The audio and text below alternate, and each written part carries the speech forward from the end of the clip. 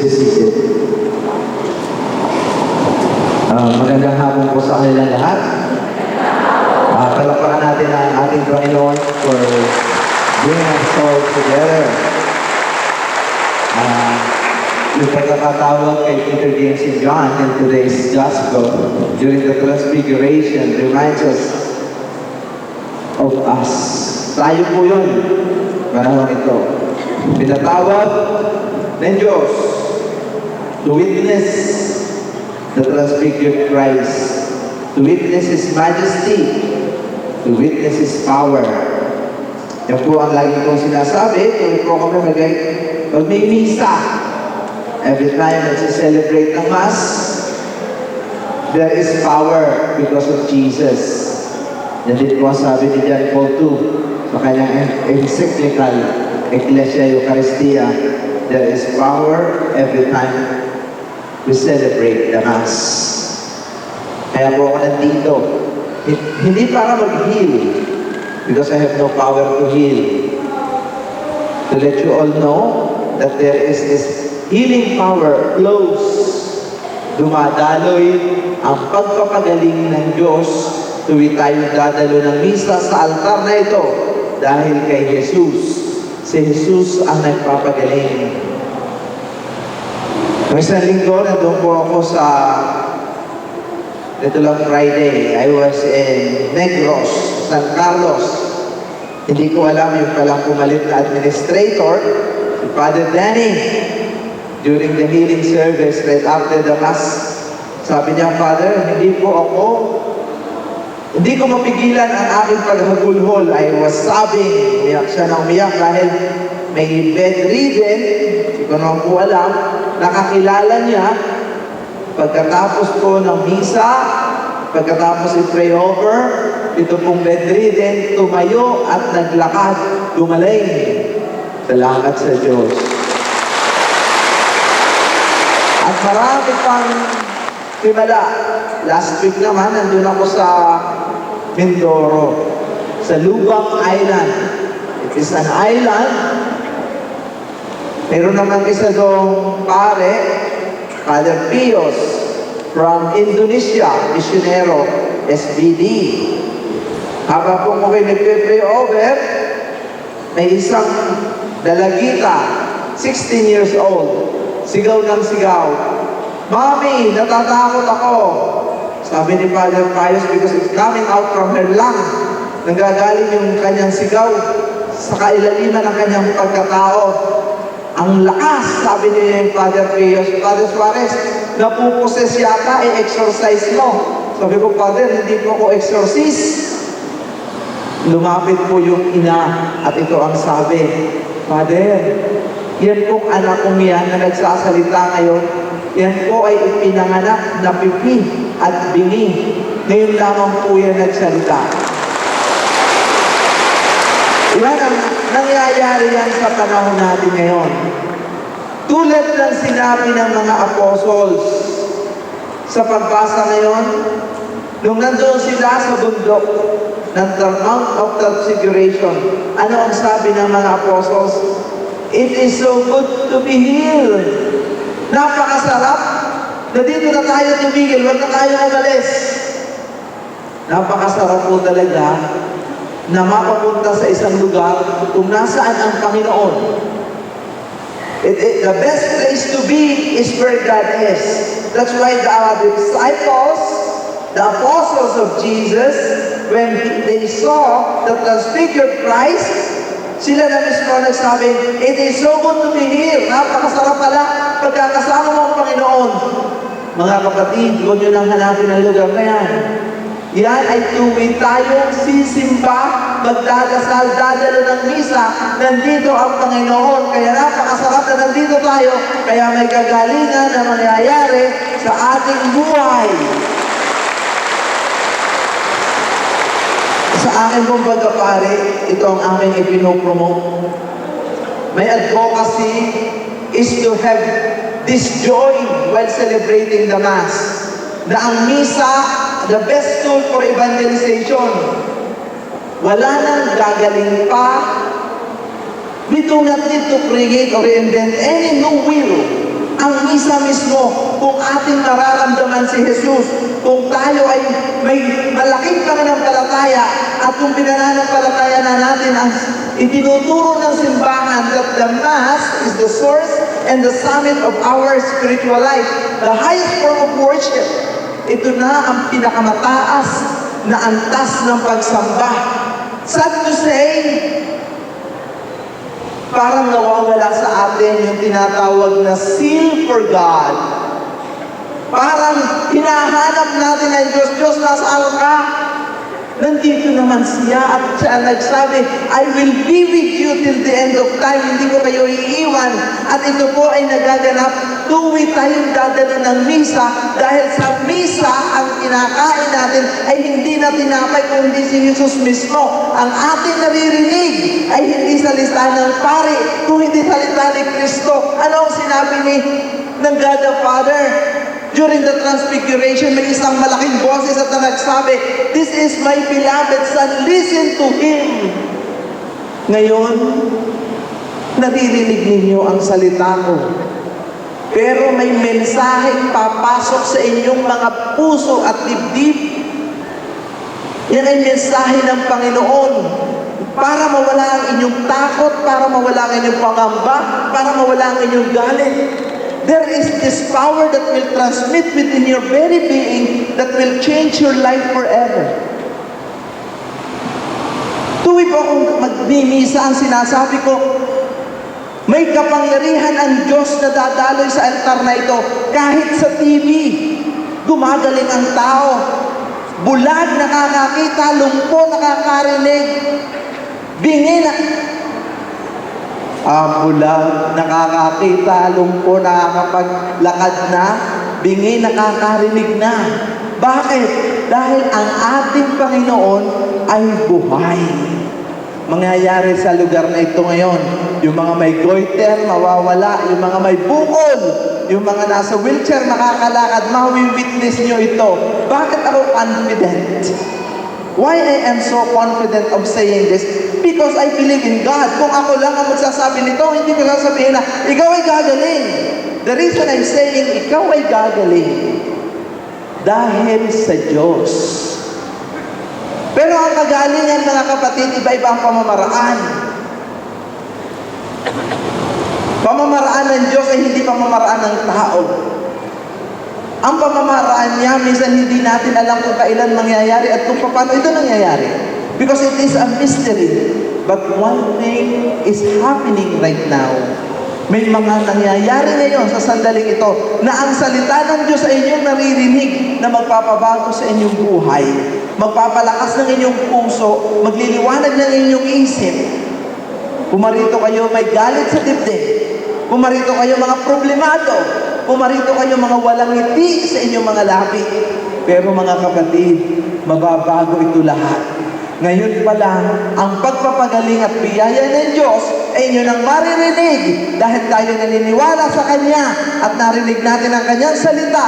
Tatanggapin natin ang Kanyang buong pagkatao sa pamamagitan ng Eucharistia, sa pamamagitan ng misteryong ito, tatanggapin natin ang Kanyang pagpapala. Kaya magkakaroon ng kagalingan ang lahat ng may karamdaman na nandito ngayon at sa Diyos ay nananampalataya. Amen.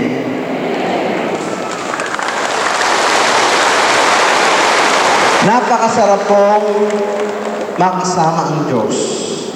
Napakasarap makita ang Kanyang kapangyarihan. Dumating ang panahon, nangangailangan po ako ng retreat. Ako po ay inimbita ng isang obispo ng Palawan at ang sabi sa akin, Father Suarez, dahil itong obispo ito, si Bishop Arrigo, laging dumadalo ng misa ko. Nasabi niya, sa amin ka naman mag-retreat. Yun nga po, nag-retreat ako. Nung unang gabi, hindi po ako makatulog. So, nagpunta na lang ako sa chapel, nagdasal. Nung po ako nagdasal, nakakaisang oras ng mahigit, mga alas 5 na to, alas 6, pinunta na ako sa refectory, doon sa kainan ng mga madre.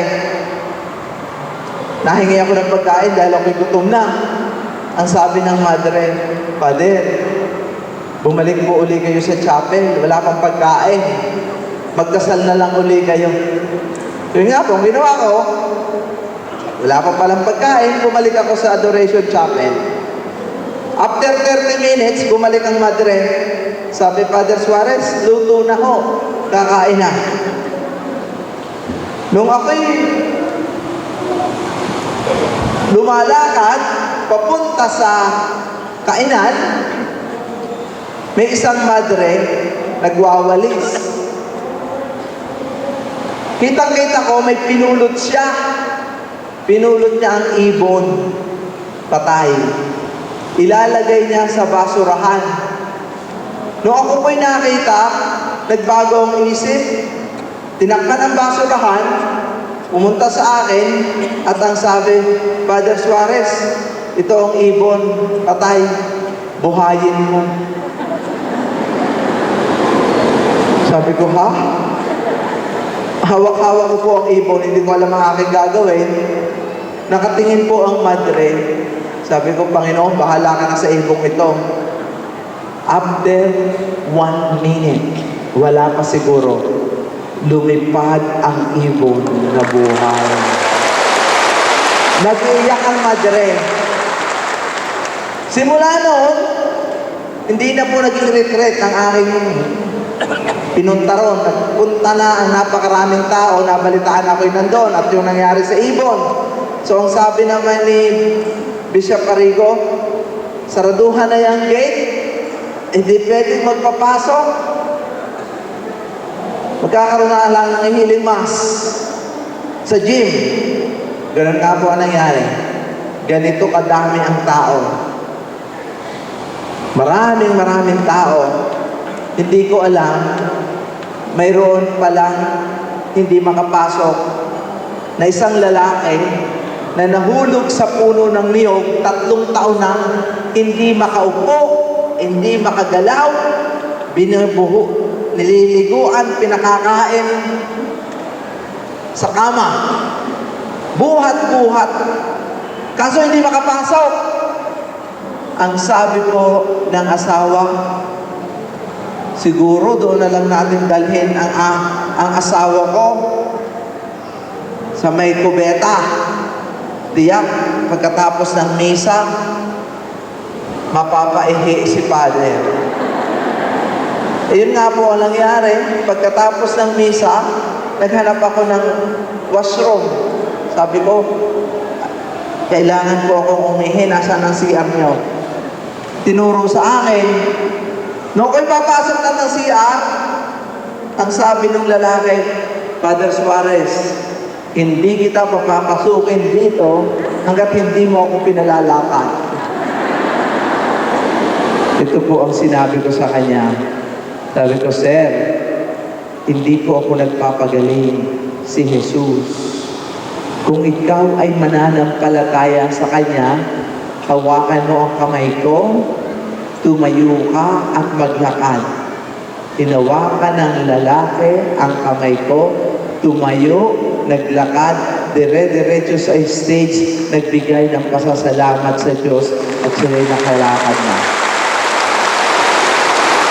Hindi po doon natapos ang istorya. Ang nakita ko mga kapatid ay ang mga taong nag-iiyakan. Lalong-lalo na yung isang pulis. Nilapitan ko ang isang pulis. Sabi ko, Sir, bakit kayo humahagulhol ng iyak? Ang sabi, Father, hindi ko mapigilan ang pagtulo ng aking luha. Kilala ko yan. Ako ay isa sa nagbuhat.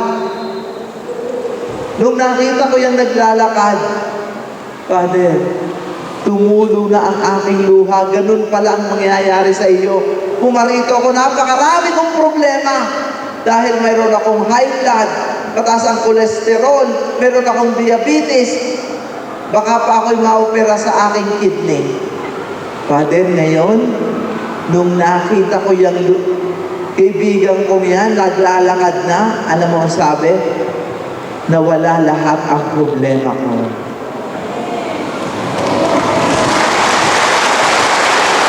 Mga kapatid, Katulad ng nangyari sa Transfiguration. Naramdaman ng mga apostles, nakita ang kapangyarihan ng Diyos, at yun po ang magaganap sa hapong ito. Makikita, maririnig at mamalas nyo ang kapangyarihan ng Panginoon, at pag namalas nyo yan, lahat ng iyong problema, wala na. Everything is secondary if you encounter the Lord. And ang sinasabi ko ito ay, mga kapatid, ang kulang sa ating mundo at sa ating pananampalataya, sa ating simbahan sa sandaling ito, ay ipaalaala sa ating lahat na ang kapangyarihan ng Diyos ay nandito lamang. Every time we celebrate the Mass, every time we pray, the Lord is here. Kaya tayo namumroblema, kaya hindi tayo makatulog, kaya tayo ay hinanay takot sa dibdib, dahil hinahanap natin ang Diyos. Hinahanap natin kung nasaan siya. Mga kapatid, He is here. Dahil ito ay isa rin sa kanyang mga pangako. When 2 or 3 are gathered in my name, I will be in their midst. Kung may 2 o 3 na nagkakatipon sa pangalan ko, sabi ni Jesus, ako ay nasa gitna ng nila. Mga kapatid, we are more than 2, we are more than 3, we are thousands here. Kaya nandito ang Panginoon, ang kanyang pangyarihan ay ating nararamdaman. Napakasarap ng maglingkod sa Diyos. Napakasarap ng manalangin. Napakasarap na ikaw ay malapit sa Kanya at marinig mo ang Kanyang salita. Pero kadalasan, tanungin ninyo ang inyong sarili. Tanungin natin ang ating sarili, bakit minsan tayo'y tinatamad? Bakit minsan tayo'y inaantok? Bakit minsan pagtatanpunta tayo ng misa, lagi tayong huli? Bakit palayo tayo ng palayo sa ating Panginoon? Ano ang Kanya naging pagkukulang? Iisa lamang ang ating gagawin, lalo-lalo na sa oras na ito. Mananalangin tayo. Mananalangin tayo bilang isang sambayanan na pagalangin sa ating karamdaman. Tanggalin ang galit sa dibdib. Tanggalin ang madilim na pag-iisip. Paghihiganti, tampo. Yan po ay mga hadlang sa kagalingan. Gusto po ng ating Panginoon tayong lahat. Sabi nga sa John 10:10, I came here so that you might have life and live it to the full. Ayaw po ng ating Panginoon nagiging miserable ang ating buhay. Dahil alam niya, pag nagiging miserable ang ating buhay,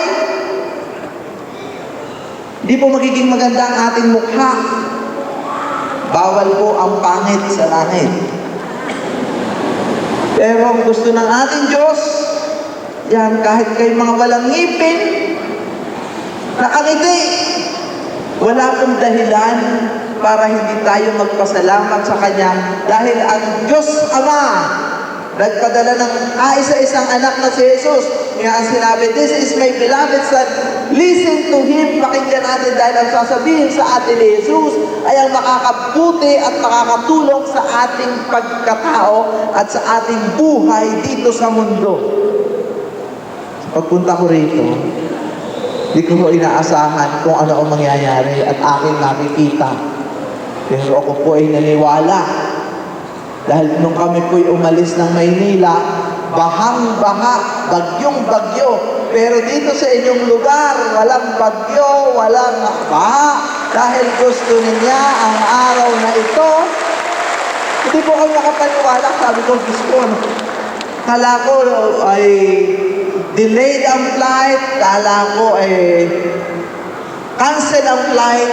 Pero nagulat po kami nang dumating dito. Kagabi may flash flood sa Manila. Lubog ang Metro Manila kung nasaan kami. Pero ano kayo ngayon? Walang bagyo. Pinagpala para marinig nyo ang sinabi ni Apostles. It's so good to be here because the Lord is here. here. And because He is here, you will experience His power, you will see His majesty. And for those who will see His majesty, katulad nga ng sinabi ng pulis nung nakita ang kanyang kaibigan naglalakad na, now, Father, everything is secondary. For those who will see God, for those who will experience His power, walang kwenta ng inyong problema niyo may asawa, mahirap ang buhay, kayo'y may high blood, kayo'y pilay, kayo'y nahihilo, hindi mahalaga yan. Ang pinaka-importante sa ating buhay ay nasa atin ang Panginoon dahil ang mga taong ang Panginoon ay nasa kanila, kahit anong bigat na problema ang dumating, ito po ay ating kakayanin dahil mahal tayo ng ating Diyos. Kaya, nag-transfigured si Jesus upang ipapatid sa lahat that everything will be secondary. Ano bang ibig sabihin ng everything will be secondary? Yung ating mga pinoproblema, kahit ano pa yan sa mundong ito, kung kayo may hindi makalakad, kung kayo may high blood, kung kayo may kidney problems, wala yan. Ang pinakamahalaga, nandito ang Panginoon at tinawag kayo dito upang maramdaman ninyong lahat na tayo ay kanyang mahal, pinatawad ang ating mga kasalanan at ito po ang simula ng ating panibagong buhay kay Jesus. Titibay ang ating pananampalataya. Babalik tayo sa simbahan. Tayo maglilingkod dahil ang pinakamasarap na gawin ng isang tao ay paglingkuran ang Diyos na buhay na walang aba o hindi ang Panginoong Jesus na ating nakikita, nararamdaman, buhay na buhay, tuwing tayong dadalo ng misa, tuwing tayong mananalangin. Tulad ng pagtitipon natin ito, buhay na buhay ang Diyos. Buhay na buhay ang ating Panginoon. Gustong ipapatid sa lahat na ang bawat isa dito, tulad ng ating opening prayer, we are an heir of God's kingdom. Tayo ang tagapagmana ng kaharian ng langit at ngayon pa lang, the glimpse of the heaven that Jesus is talking about is here and now.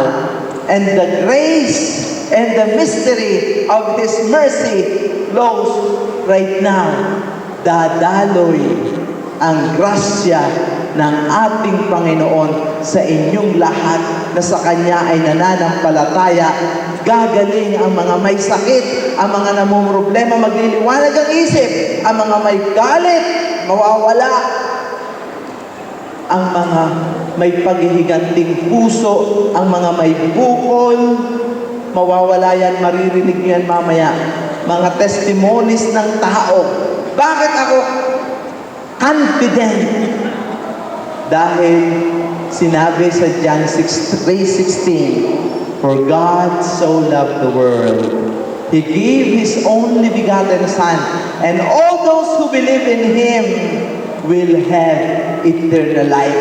At tayo po yun, mga kapatid. Tayo mga nananampalataya sa Diyos, sa hapong ito ay makakatanggap ng pagpapala galing sa ating Panginoong Jesus dahil tayo ay nandito, nananampalataya na hindi tayo pababayaan ng Diyos at makakatanggap tayo ng kagalingan at pagpapala galing sa langit. Amen.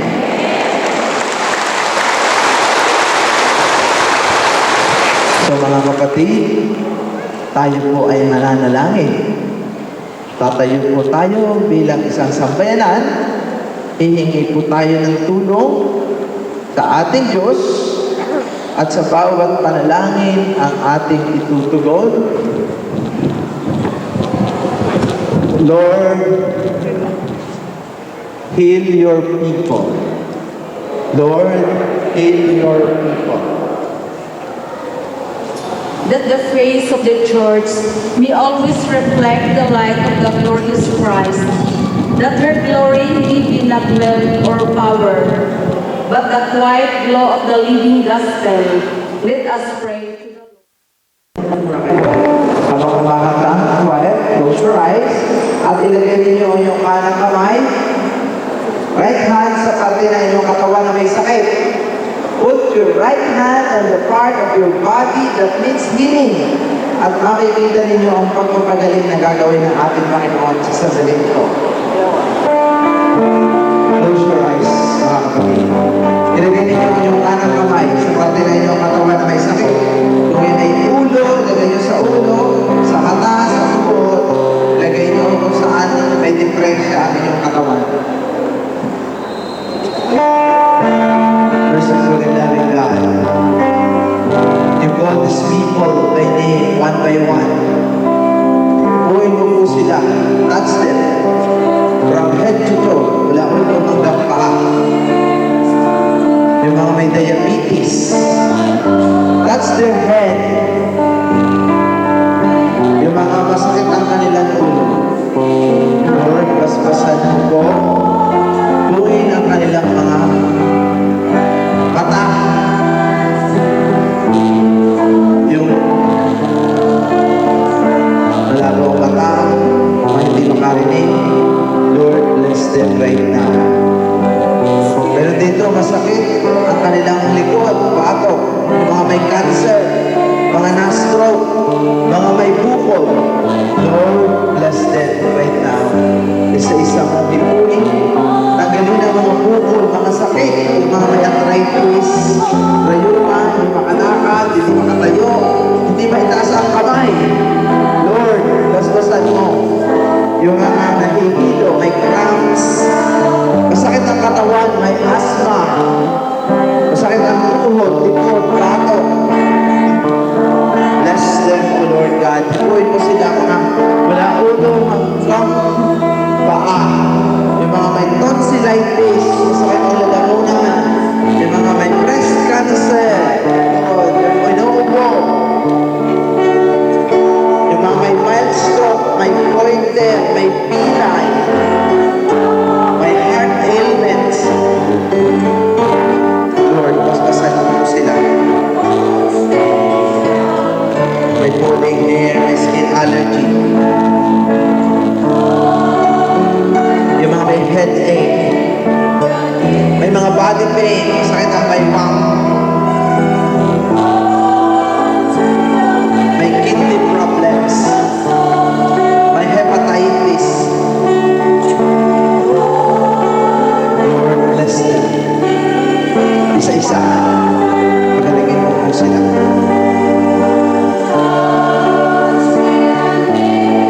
Tanggalin mo po ang lahat nilang masakit na nararamdaman.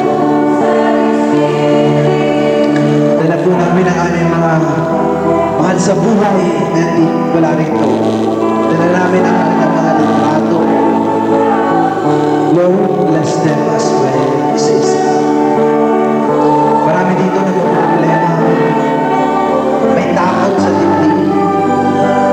Dahil may sakit o nagpambili ng gamot. Lord, basbasan mo po sila kaya. Tanggalin lahat ng cancer, infection, yung mga hindi magkaanak, hindi magkasundo, Lord. Basbasan mo po sila. Ang nangangailangan ng spiritual healing, bless them, O Lord Jesus. Yung mga hindi makaluhod, sakit ang paa, batok, likod, heal them. As we ask the intercession of the Blessed Virgin Mary as we pray. Hail Mary, full of grace, the Lord is with you. Blessed are you among women, and blessed is the fruit of your womb, Jesus. Holy Mary, Mother of God, pray for us sinners, now at the hour of our death. Amen. Palakpakan natin ang ating Panginoon. At ngayon, ramdamin ninyo ang inyong katawan. Yung mga sakit na nawala, mata na malabo, malinaw na, hindi makarinig, yung mga may bukol, kapainin nyo ngayon. At taas ang kamay na nakatanggap ng healing. Yung mga gumaling, taas. Taas ang kamay. Yung totoong gumaling. Yung gumaling talaga na gustong magpasalamat sa Diyos, hindi halikay dito, magpasalamat yung mga gumaling. Halikay dito, magbigay ng testimony. Ito na, stroke. Hindi mo maitaas ang kamay mo. Ngayon na itataas na. Salamat sa Diyos. Tapos tayo ka. Anong pangalan mo? Marcelina. Marcelina. Kaya, Osmeña. Osmeña, hindi po niya maitaas ang kamay dahil siya na-stroke. Yan, salamat sa Diyos. Pagpalain ka ng ating Panginoon. O tayo na ikaw. Sino pa dito ang gumaling? Anong sakit mo? Hindi ka.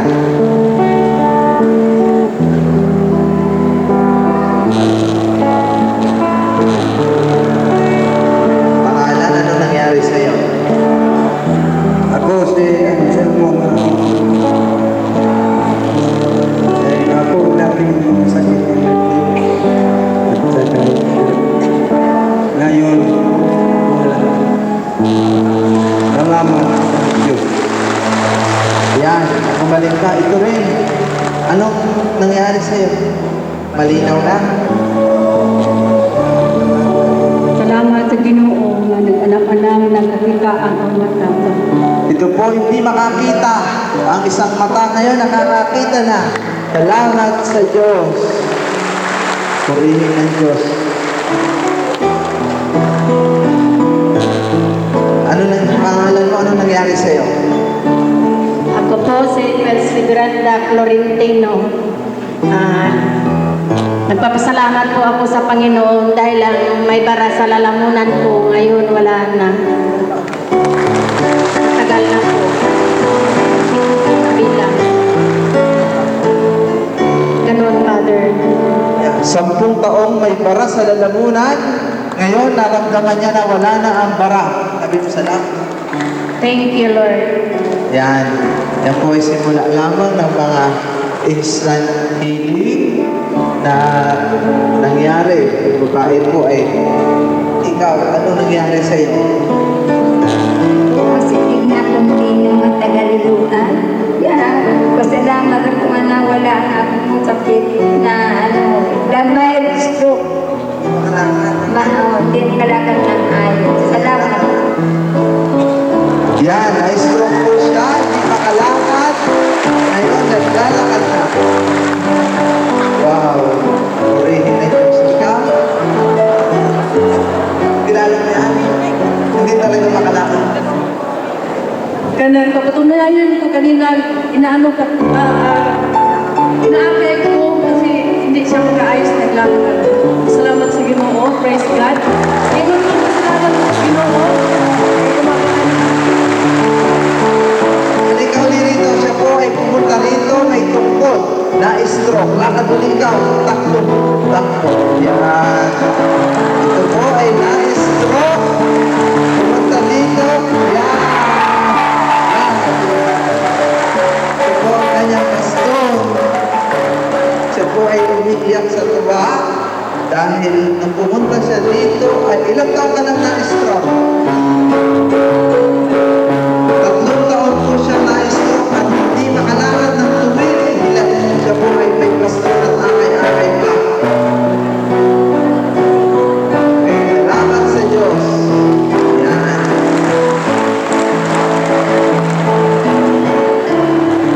Walang tumingin. I-offer ka natin ito kay Lord. Yan, ganyan po kabait ang ating Panginoon. At sabi ko sa inyo kanina, buhay ang ating Diyos. Sabi ko rin sa inyo kanina, I am confident dahil it's not me, it is the Lord. Yung isang babae doon, 10 taon na may nakabara sa kanyang lalamunan.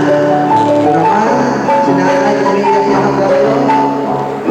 At ang mga mag-anak dahil 3 taong na-stroke. Hindi makalakad ng walang tungkod. Nakita niyo naman, tumatalo na. Ganyan po ang ating Panginoon, kaya palakpakan natin siya.